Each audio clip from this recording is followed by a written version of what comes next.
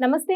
Welcome to our channel. Surya ఉపాసకులు sun spiritual society founder Vikramaditya గారు ఉన్నారు. వారితో మాట్లాడదాం. నమస్తే సార్. సూర్యోస్మి. సార్ మీరు ఒక ప్రాణిక్ హీలరు. ప్రాణ చికిత్స, ప్రాణిక్ హీలింగ్ అంటే ప్రాణ చికిత్స. నిజంగానే ప్రాణ చికిత్స ద్వారా రకరకాల సమస్యలు తగ్గించుకోవచ్చు అని కొంతమంది అంటున్నారు. బట్ కొంతమంది ఏంటంటే రేకి, ప్రాణ చికిత్స ఇవన్నీ ఏమి ఉండవు. ఊరికే అలా మాట్లాడతారంతే. అవి నిజంగా వర్కౌట్ అవ్వవు అనేది నేను విన్నాను సార్. కొంతమంది మాట ద్వారా విన్నాను. బట్ నాకు అది గుడ్డా, బ్యాడా అనేది తెలీదు. ఒకటి ఉంది అనేది మాత్రం తెలుసు అంతే. అయితే నిజంగానే ప్రాణిక్ హీలింగ్ అనేది ఉంటే దాని ద్వారా ఆరోగ్య సమస్యలే కాకుండా మానసిక సమస్యలు కూడా తగ్గించుకోవచ్చా? ప్లస్ ప్రాణిక్ హీలింగ్ అనేది ఒక నేర్చుకున్న అంటే ఇప్పుడు మనకి జబ్బొస్తే డాక్టర్ దగ్గరికి ఎలా వెళ్తామో అలాగే ప్రాణిక్ హీలర్ దగ్గరికే వెళ్ళి తగ్గించుకోవాలా? లేకపోతే మనకు మనం ఓన్‌గా కొంతమంది చెప్తారు సార్ ఓన్‌గా చేసుకోవచ్చు అని. నిజంగానే ఓన్‌గా చేసుకోవచ్చా? అంటే దాని గురించి నేర్చుకుని ఓన్‌గా చేసుకుంటే సక్సెస్ ఉంటుందా అనేది దీంట్లోనే మానసిక సమస్యలు తగ్గాలంటే అసలు ఎలా ఫాలో అవ్వాలి అనేది చెప్పండి సార్. ఏం చేస్తే ప్రాణిక్ హీలింగ్ ద్వారా మానసిక సమస్యలు తగ్గుతాయి? ఆందోళన చాలా మందికి విపరీతమైన ఆందోళన ఉంటుంది. ముఖ్యంగా మహిళలకి పిల్లల గురించి, భర్త గురించి, కుటుంబం గురించి చిన్న విషయాలకు చాలా ఎక్కువ ఆందోళన పడిపోతారు. మానసిక ఒత్తిడి ఎక్కువ తీసుకుని మానసిక సమస్యలు చాలా మంది ఎదుర్కొంటున్నారు సార్ ఈ రోజుల్లో. సో దాని గురించి మాట్లాడేమంటారు? చాలా పెద్ద ప్రశ్న అమ్మా. ప్రశ్నే ఇంచుమించు 1.5 minute 2 minutes వచ్చింది. అది ప్రాణ చికిత్స. చికిత్స అంటే అర్థం ఏంటి? చికిత్స అంటే నయం చేయడం. అవును సార్, కరెక్ట్. ఒక సందర్భంలో ఉన్నదాన్ని బాగు చేయడం చికిత్స. మెకానిక్ వెహికల్స్ కి చికిత్స చేస్తాడు, రిపేర్ చేస్తే అది పని చేస్తాడు. ప్రాణ అన్నాం కదా, మీరు శ్వాస తీసుకున్నారు, అవును సార్, వదులుతున్నారా? వదులుతున్నాను సార్. ఒకసారి మొత్తం వదిలేసి అలా బిగబట్టేయండి. శ్వాసని తీసుకున్నారు, వదిలేశారు, ఆపండి. సార్ ఉండలేం కదా సార్. ఏమ్మా ఎక్కువసేపు ఉండలేం సార్. అది లేకపోతే ప్రాణం పోతుంది కదా. ఇంకా ప్రాణం ఉన్నట్టు ఎలా అవుతుంది? ఇక్కడ ఇక్కడ కూడా ప్రాణ ప్రాణం అనే పదం ఉంది కదా. అవును సార్. అంటే ఇప్పుడు కనపడుతుందా ప్రాణం? కనిపించట్లేదు సార్. కానీ నిన్ను నడిపిస్తుంది, నిన్ను నువ్వు చూసేలా చేస్తావు, నువ్వు వినేలా చేస్తావు. చేయలే నీ చెయ్యి కదిలేలా చేస్తావు. ఇది చేసేదంతా కూడా ఏంటి? ప్రాణ. ప్రాణం పోతే, ప్రాణం లేకపోతే ఇంకేం కదలదు, ఊపిరి ఆగిపోతుంది, అంతే కదా సార్. అదే దాన్ని ఇప్పుడు అంటే వాళ్ళు ఎవరు అంటున్నారు కదా, ప్రాణ రేకి ఇవి లేవు, గాడిద గుడ్డు అని. నిన్ను నడిపించేదే ప్రాణ. లేదు అని నీ నోటిని కదిలించేదే ప్రాణ. ప్రాణ చికిత్స లేకపోవడం ఏంటి? రే అంటే ప్రాణ, కీ అంటే నయం చేయనది. వేరే వేరే భాషలో ప్రాణశక్తికి ఉన్న పేర్లు అవి. ప్రాణిక్ అంటే ప్రాణశక్తి, హీలింగ్ నయం చేయటం. రే కీ, రే అంటే ప్రాణశక్తి, కీ అంటే నయం చేయటం. రే ఇంకా చాలా తాయ్ చి, తాయ్ చి, తాయ్ చి, అది కూడా ఇందులోనేనా? ఇవన్నీ ఒకటే. వెజిటేబుల్ థెరపీ, కూరగాయలు ఏమున్నాయి? ప్రాణం ఉంటుంది. మీరు కూరగాయలు వంకాయలు తీసుకొచ్చి పక్కన పెట్టారు, ఓ 6 రోజుల తర్వాత చూస్తే అంటే ప్రాణం పోయింది. దాంట్లో ప్రాణం ఉంది కాబట్టి దాన్ని తీసుకోవడం ద్వారా ప్రాణశక్తిని స్వీకరిస్తాం. ఇప్పుడు ఇక్కడ మనం ఒక వ్యక్తిని నేను ప్రాణిక్ హీలర్ నమ్మా అన్నాను. అంటే ప్రాణిక్ హీలర్ని అంటే ప్రాణశక్తిని స్వీకరించటము, పంపించడము తెలిసిన వాడిని. అంటే మీరు కూడా అంతే, మీకు తీసుకోవడం తెలియకుండానే చేస్తున్నారు. తీసుకున్నారుగా? అవును సార్. అపానవాయువుని తీసుకున్నారు, ప్రాణవాయువుని విడిచిపెట్టారు, ప్రాణవాయువు బయటికి వెళ్ళిపోయింది, ప్రాణం వదిలేసామంటాం. అంటే మనం అందరం ఏమనుకుంటాం అంటే ఆక్సిజన్ పీలుస్తున్నాం, కార్బన్ డైఆక్సైడ్ విడిచిపెడుతున్నాం. కానీ మనం అపానవాయువుని స్వీకరించి ప్రాణవాయువుని విడిచిపెడుతున్నాం. విడిచిపెట్టి ఆపేస్తే చచ్చిపోతాం. అది ప్రాణం బయటకు పోయింది, మళ్ళీ తీసుకోవాలి. అందుకని అపానవాయువుగా తీసుకున్నాం. అది లోపలికి వెళ్ళిన తర్వాత ప్రాణవాయువు అవుతుంది. అది ప్రాణాన్ని నిలబెడుతుంది. అంటే ఇప్పుడు మేము చాలా చెప్తూ ఉంటాం ట్రీట్మెంట్లు, హోమియోపతి, అల్లోపతి, ఆయుర్వేదం, యునాని, ఇవన్నీ ఎన్ని చెప్పినా మనిషికి ప్రాణం ఉంటేనే ట్రీట్మెంట్ చేస్తాయి. ప్రాణం లేకపోతే నువ్వు దేన్ని ఏమీ చేయలేవు. ఇందులో ప్రధానంగా మన శరీరానికి అంటే నువ్వు అడుగుతావునో లేకపోతే సందర్భం తెలియదు, నేను ఒక ఫోటో తీసుకుని వచ్చాను. పొద్దుటోడు చదివేటప్పుడు చాలా ఇంట్రెస్టింగ్ అనిపించింది. ఈ భౌతిక దేహం ద్రవ్యమైన శరీరం, ద్రవంతో నిండి ఉంది. ద్రవ్యమయం అంటే ఇంకా మనం వర్ణిస్తుంటాం, అన్నమయ, ప్రాణమయ, విజ్ఞానమయ, మనోమయ, ఆనందమయ. అంటే మయం కలిగి ఉంది, ద్రవ్యమయమై ఉంది. అంటే మన శరీరం 75% నీటితో నింపబడి ఉంది. ఇంకా మిగతావి రకాలు ఉంటాయి, కానీ 70% మాత్రం వాటర్, మిగతా ఉన్నాయి. అలా అది ఇవాళ పొద్దున చాలా అంటే దీన్ని బాగా ప్రాక్టీస్ చేశాను. అంటే నేను రెగ్యులర్గా ఏదో పుస్తకం చదువుతున్నాం. ప్రాణమయ, మనోమయ, సంస్కారమయ, సంస్కారమయ. ఇంకొకటి అద్భుతంగా ఇది నాకు అనిపించింది. అన్నమయ తెలుసు, అన్నమయ కోసం అంటే మనం అన్నం తినడం ద్వారా ఎనర్జీ. ప్రాణమయం శ్వాసం తీసుకోవడం. విజ్ఞానం చూడడం, వినడం, ఇవన్నీ విజ్ఞానమయం. మనోమయం మనస్సుతో, అంటే ఇప్పుడు మా అమ్మాళ్ళు ఎలా ఉన్నారు అనగానే నాకు మా అమ్మ నాన్న గుర్తు. మనోమయం. ఫైనల్ గా వచ్చేది ఆనందమయం. దీనికోసమే ఈ తాపత్రయం అంతా ఆనందమయ కోశాన్ని. ఎవరైతే ఆనందమయ కోశాన్ని పట్టుకోగలుగుతారో, సాధన చేయగలుగుతారో వాళ్ళ జీవితంలో ఆనందమే. ఇదే అన్నమయం క్షణిక ఆనందం, ప్రాణమయం నిమిషానందం. ప్రాణం ఉన్నంత వరకే ఆనందం అంతే సార్. విజ్ఞానం అది కొంచెం ఏదో పుస్తకం చదివాను, విజ్ఞానం వచ్చింది. ఇలా మనోమయం అమ్మా నాన్న, ఇవన్నీ కొద్ది ఆ ఆనందం అనేది అల్టిమేట్ గా ఉండేది చివర. ఈ సాధనలన్నీ చేసుకుంటూ వస్తాయి. ఇవి ఎలా ఉన్నాయి, లేవు అని చెప్పడానికి చాలా ఈజీ. గాడిద గుడ్డు అన్నమయ లేదు, ప్రాణమయ లేదు, విజ్ఞానమయ లేదు, ఆనందమయ లేదు, ఏమీ లేదు గాడిద గుడ్డు. వీళ్ళందరూ ప్రాణికీలంగా సొలిగోరలు చెప్తారని చెప్పడం చాలా ఈజీ. ఉన్నాయి అనడానికి కఠోర సాధన చేయాలి. కఠోర సాధన ఏమీ లేదు అని చెప్పడం చాలా ఈజీ అమ్మా. ఉంది అని చెప్పడానికి ఎంతో జ్ఞానం ఉంటే తప్ప దాన్ని ఎవరూ చెప్పలేరు. ఇప్పుడు మీరు అన్నట్టు జనాలకి స్ట్రెస్, ఒత్తిడి, మానసిక ఒత్తిడి అంటే మనం భౌతిక దేహానికే ట్రీట్మెంట్ జరుగుతున్నాయి. ప్రకృతి అంతా కూడా, సృష్టి అంతా కూడా. మీరు ఏ జీవైనా ఒంట్లో బాగాలేదు, నాకు మా పిల్లలు సంపాదించట్లేదు, సరిగా చదువుకోవట్లేదు, అల్లరి చేస్తున్నారు, ఎక్కడైనా ఉన్నాయా? అసలు ఏమైనా చింత ఉంటుంది అట్లకి? ఉండదు. ఒక్క మనిషికే చింతలన్నీ. ఎందుకంటే ఇంత అద్భుతమైనటువంటి జ్ఞానమైనటువంటి శరీరాన్ని ఇచ్చాడు. దానికి అవసరమైనది మన దగ్గర లేదు. అంటే మన దగ్గర లేదంటే నా దగ్గర ఉందమ్మా, మీ దగ్గర లేదు. అంటే మీరు ఏం చదువుకున్నారు? డిగ్రీ చదివారు. పూర్వం చదివే చదువులకి ఇప్పుడు చదివే చదువులకి చాలా వ్యత్యాసం. అప్పుడు పూర్తిగా తెలుగు ఎక్కువ ఉండేది. అప్పుడప్పుడే కాన్వెంట్స్ వచ్చినాయి, ఇంగ్లీష్ మీడియం స్కూల్స్. ఎప్పుడైతే ఇంగ్లీష్ మీడియం వచ్చిందో ఈ ఉచ్చారణ, ప్రొనౌన్సియేషన్, అర్థాలు, ప్రతిపదార్థాలు, నామవాచకాలు ఇవన్నీ తెలియవు. ఆ తెలియకపోవడం కేవలం పుస్తకాల వరకే పరిమితం అయితే పర్లా, బ్రెయిన్ వరకు కూడా వెళ్ళిపోయింది.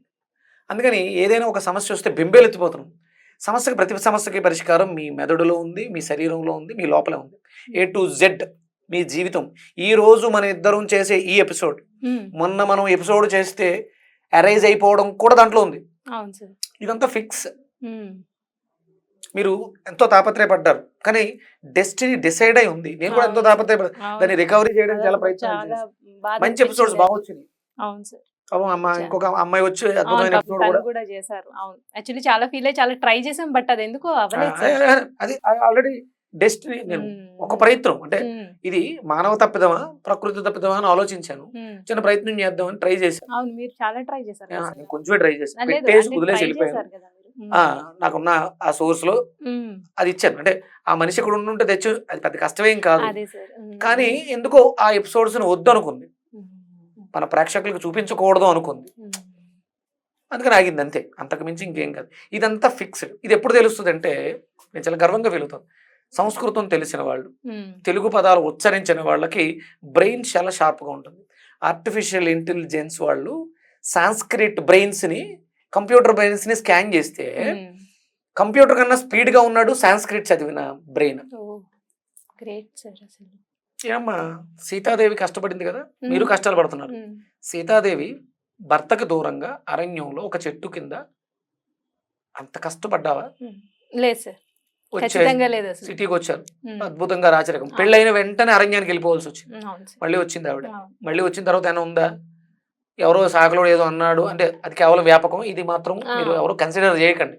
రాముల వారు ఏది చేసినా యుగ పురుషుడిగా మిగిలిపోయాడంటే ఆయన తప్పులు చేయడు. రాముల వారు చేశారు తప్పు అంటే అది అబద్ధం. మనకి ఏదో చెప్పడానికి ఇది రామాయణం జరిగింది. ఆవిడని తీసుకెళ్లి అరణ్యంలో విడిచిపెట్టారు.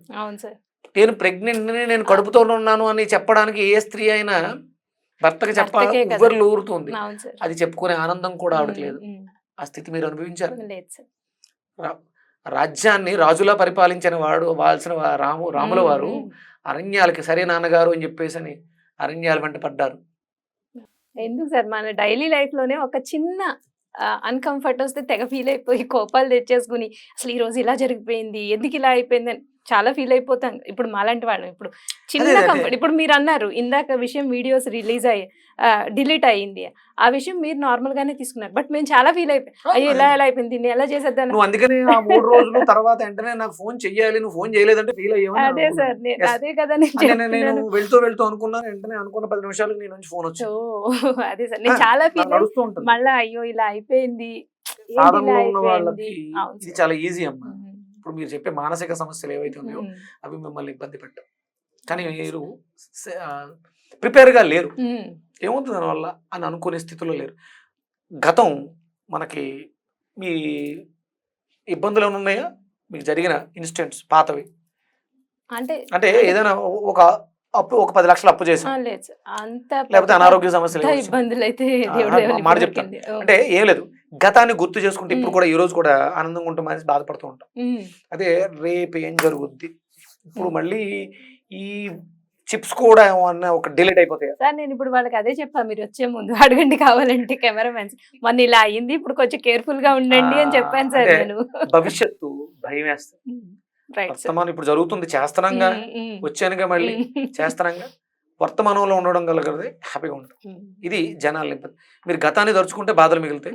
నాకు నిన్నే అంటే చిన్న చిన్న ఇన్సిడెంట్స్, హెల్త్ ప్రాబ్లమ్స్ అవి. అమ్మాయి హెల్త్ కాంప్లికేషన్స్ వేరే ఉన్నాయి, కానీ ఎవరైనా వెళ్ళి ఒక మాట అంటే నన్ను ఈ మాట అంటారా అని మోర్ దెన్ 10 times దాన్నే అదే ఓన్ పట్టుకుంటే అది తీసుకెళ్ళి అమ్మాయికి ఒక సమస్య వచ్చింది. మరి ఇలా అంటే పెద్ద డ్రమ్ము 4 గోడల మధ్య పెట్టి వాయించినట్టు ఉంటుంది అమ్మాయికి. అయ్యో శబ్దాన్ని భరించలేకపోతుంది. అయ్యో మొత్తం తిరిగేసారు హాస్పిటల్ అని. ఎంత కష్టం సార్. నేను అడిగా, మానసికంగా పెద్దగా భయపడిన సిచ్యువేషన్ ఏమైనా ఉందా నీ జీవితంలో? అది పట్టుకుని కూడా ట్రావెల్ అయిపోతుంది అమ్మాయి. అది అలా ఉండిపోయింది. అది ఉండిపోవడం వల్ల ఏం విన్నా భయంగా ఉంది. ఇప్పుడు అమ్మాయిని చాలా గతంలో ఉంది, అక్కడ నుంచి వర్తమానంలోకి తీసుకురావాలి. ఆ ప్రాబ్లం సాల్వ్ అయిపోద్ది. టెస్టులు చేశారు, ఎక్కడ ఏం దొరకవు. వీళ్ళందరం కూడా మనం అన్నట్టు రసమయ్యే శరీరం, ఈ శరీరానికి ట్రీట్మెంట్ చేస్తున్నాం, కానీ మనోమయానికి, విజ్ఞానమయానికి, శక్తి శరీరానికి ట్రీట్మెంట్ చేయాలి. అది కేవలం ఒక్క ప్రాణిక్ హీలింగ్ మాత్రమే. Great sir. అసలు ఇంక దేని వల్ల కాదు. నేను చాలా గర్వంగా నేను వేరే ప్రాణిక్ హీలింగ్ ప్రాక్టీస్నర్ని. ఇంకా గర్వంగా చెప్తాను, నేను సూర్య ప్రాణశక్తి చికిత్స సాధకుణ్ణి. 2013 నుంచి సాధనలో ఉన్నాను. ఇది స్వతహంగా భగవంతుడు నాకు ఇచ్చినటువంటి వరం. అలాగే భగవంతుడు ఇలాంటి క్రిస్టల్స్ కూడా ఇచ్చాడు. వీటిలో కూడా శక్తులు ఉంటాయి. అవునా సార్? మనం చేతికి వేసుకునే ఇవి ఇది నా ఆయుధం, నేను దీంతో హీల్ చేస్తాను. మీరు ఇంకోటి అడిగారు ఇప్పుడు, ఇది కేవలం మీరే చేయాలా, కేవలం మీ వరకేనంటే? నేను 2013 నుంచి సాధనలో ఉన్నాను, నేను సాధకుడిని అయ్యాను. ఇది నా ఒక్కడికే సొంతం కాదు, నాకు నేర్పినోడు ఒక వ్యక్తేగా, ఒక గురువేగా. ఇప్పుడు మీరు కూడా అలా మారొచ్చు, నాకులా సాధన చేయాలి, దాని మీద నమ్మకం ఉండాలి, శక్తి ఉండాలి, నిజం తెలుసుకోవాలి. మనల్ని నడిపించేది ప్రాణశక్తే.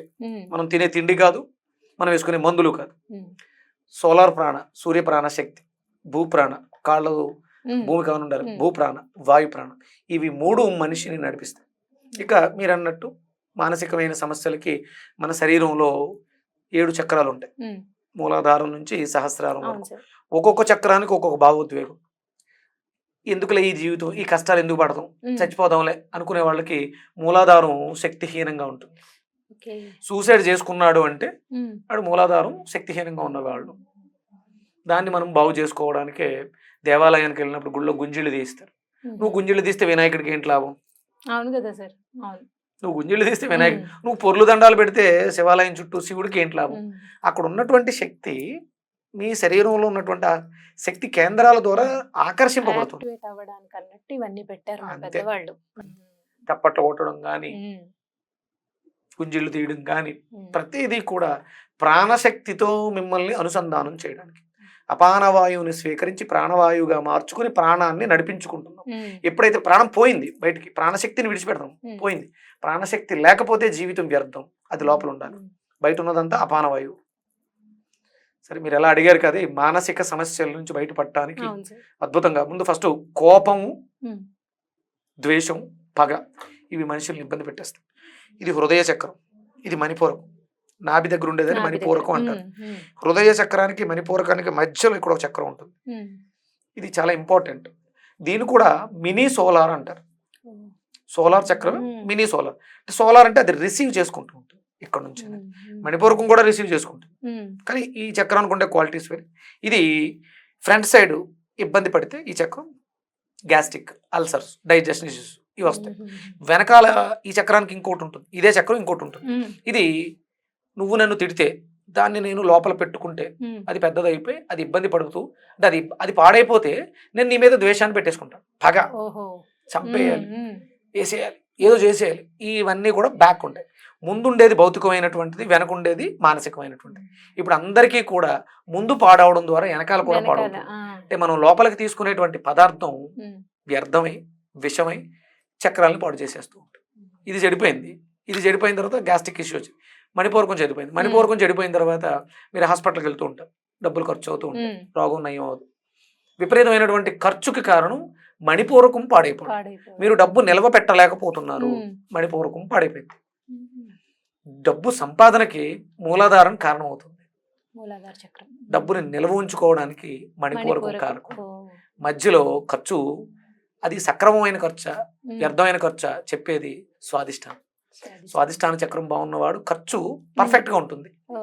దీనికి ఇంత పెట్టాలి, అంతే పెడతాడు. కొనే ప్రతిదీ కూడా ఉపయోగకరమైందా కాదా. ఇక్కడ లగ్జరియస్, బాగా కనిపించాలి, బట్టలు, ఇవన్నీ కూడా స్వాదిష్టానం.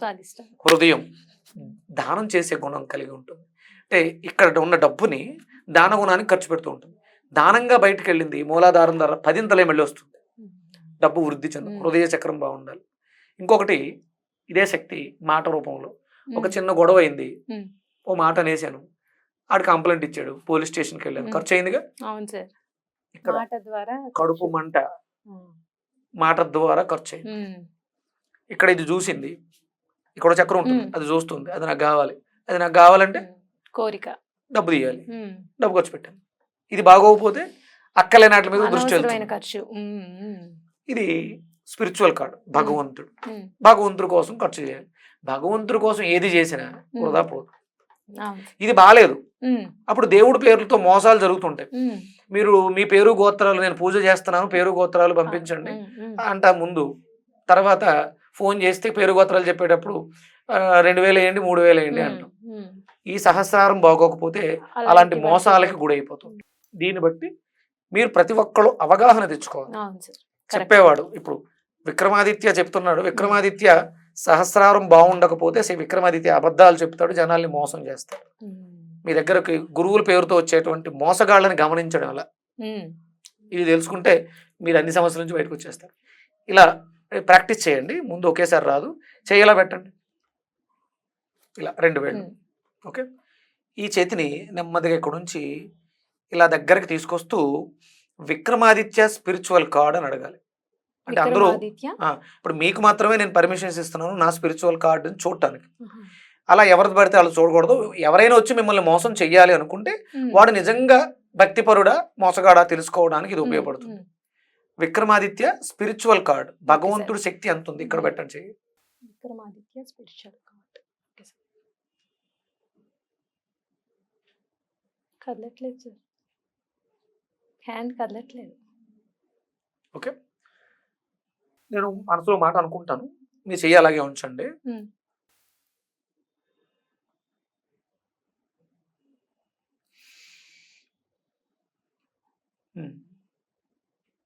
ఇప్పుడు ట్రై చేయండి. నేను నిన్ను మోసం చెయ్యాలి అని అనుకున్నాను మనసులో, అప్పుడు నా స్పిరిచువల్ కార్డ్ చిన్నది అయిపోతుంది, స్పిరిచువాలిటీ పోతుంది. మీరు ఎవరైనా సరే మీ దగ్గరికి పూజలు చేస్తాము డబ్బులు పంపించండి అంటే వాడు నిజమైన వాడు ఆ మాట అడిగాడు కాబట్టి. మామూలుగా అయితే స్పిరిచువల్ కార్డ్ని ఎవరు టచ్ చేయకూడదు, ఎందుకంటే అది భగవంతుడు. నా స్పిరిచువల్ కార్డ్ నేను చేసే సాధన ఇది. అంటే ఒక పిల్లర్ నన్ను ప్రొటెక్ట్ చేస్తుంది, డివైన్ ఎనర్జీ, భగవంతుడి శక్తి. ఇవి సాధారణంగా ఎవరు చెప్పరమ్మా. ఎందుకంటే సమాజంలో మోసాలు జరుగుతున్నాయి. ఇప్పుడు నా గురించి తెలుసు, మోసాలే ఎక్కువ ఉన్నాయి సార్. అందుకని జాగ్రత్తగా ఉండండి. అందరూ కూడా సాధన చేయండి. ఆ సాధన ఎలా చేయాలి అనేది నెమ్మదిగా నేను ఒక్కొక్కటి నేర్పిస్తాను. నా వీడియోస్ ఉన్నాయి. మూలాధారాన్ని బాగు చేసుకోవడం ఎలా, మణిపూరకాన్ని బాగు చేసుకోవడం అన్నీ ఉన్నాయి. సాత్విక ఆహారం, శక్తి ఉన్న ఆహారం. సాత్విక ఆహారం అంటే శక్తి ఉన్న ఆహారం. పళ్ళలోనూ వాటిలోనూ ఈ ప్రాణిక్ ఎనర్జీ ఉంటుంది. అవి తినవాళ్ళందరూ ప్రాణిక్ హీలర్సే. మాంసం, చచ్చిపోయిన మాంసం, చెడిపోయిన మాంసం, ఫ్రిడ్జ్ లో పెట్టిన మాంసం. ఇక నేను నెక్స్ట్ ఎపిసోడ్ లో మానసికంగా బలహీనంగా ఉన్న వాళ్ళకి మానసిక సమస్యలు తీర్చడానికి ఒక వీడియో చేస్తాను. అది మీరు యాడ్స్ లేకుండా ముందు వెనక యాడ్స్ వేసుకోండి తప్ప మధ్యలో యాడ్ వేయకుండా వేయాలి. ఎందుకంటే వాళ్ళు కాన్సన్ట్రేషన్ వెళ్తున్నప్పుడు, మెడిటేట్ చేస్తున్నప్పుడు యాడ్ వస్తే డిస్టర్బ్ అవుతుంది. ఒక ఎపిసోడ్ చేద్దాం, psychotherapy. Thank you sir, thank you so much. Surya. ధన్యవాదాలు.